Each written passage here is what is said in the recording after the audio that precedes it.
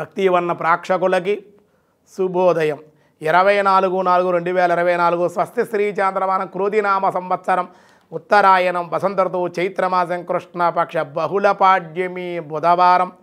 బహుళపాడ్యమి తెల్లవారుజామున 5:33, స్వాతి నక్షత్రం రాత్రి 11:47, వర్జం లేదు ఈరోజు.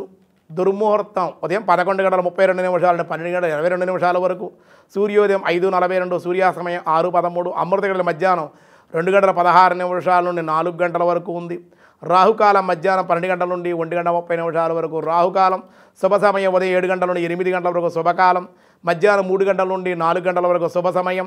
ఈరోజు సిద్ధియోగం తెల్లవారుజామున 4:23, బాలవ సాయంత్రం 4:56, కౌలవ తెల్లవారుజామున 5:33. విశేషమైనటువంటి రోజుగా ఈరోజు బహుళపాడ్యమని చెప్పారు.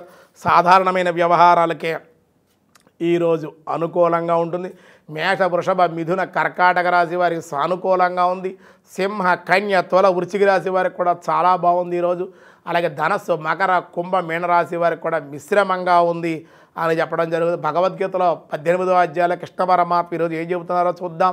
పార్థాయ ప్రతిబోధితాం భగవతాం నారాయణేన స్వయం వ్యాసేనాగ్రథిత పురాణమునినా మధ్యే మహాభారతం అద్వైతామృతవర్షిణీం భగవతీం అష్టాదశాధ్యాయినీం అంబా త్వామనుసందదామి భగవద్గీతే భవద్వేషిణీ యదహంకారమాశ్రిత్య నయోత్య ఇతి మన్యసే మిథ్యేష వ్యవసాయేస్తే ప్రకృతిస్త్వాన్ నియోక్షతే స్వభావజైన కౌంతేయ నిబద్ధం సేవకర్మణ కర్తుం స్వేచ్ఛసి యన్మోహాత్ కరిష్యా స్వావసోపి తత్తో. అర్జున, అహంకారమును లేనటువంటి వాడును నేను ఈ యుద్ధమున చేయును అని నీవు నిశ్చయించుకున్న వృధాగు. నీ అహంకారం లేకుండా భగవద్ అనుగ్రహంతో చేస్తున్నాను అనుకోవాలి, కానీ నేనే యుద్ధం చేస్తున్నాను అనుకుంటే ఇబ్బంది అన్నమాట నీకు. కాబట్టి స్వామి చేయిస్తున్నాడు, సంకల్పంతో చేయాలి. నీ స్వభావం యుద్ధం చేయడం, నీకు నియమించబడిన రాజువు కాబట్టి క్షత్రియుడిగా యుద్ధం చేయాలి, నీ ధర్మం అంతే, అది చెయ్యాలి.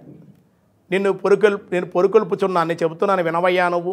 ఓ కౌంతేయ, మోహ ప్రభావం వల్ల నీవు చేయుటకు ఇష్టపడని కర్మలను కూడా నీ పురాకృత స్వాభావిక కర్మల చేత అంటే సంస్కారాల చేత బంధింపబడి తత్ప్రభావంబున నీవు అవస్థుడవై చేయుదవు అని విశేషంగా తెలియజేశారు. మిగతా విషయాలు రేపు చూద్దాం. ఈరోజు స్వస్తి.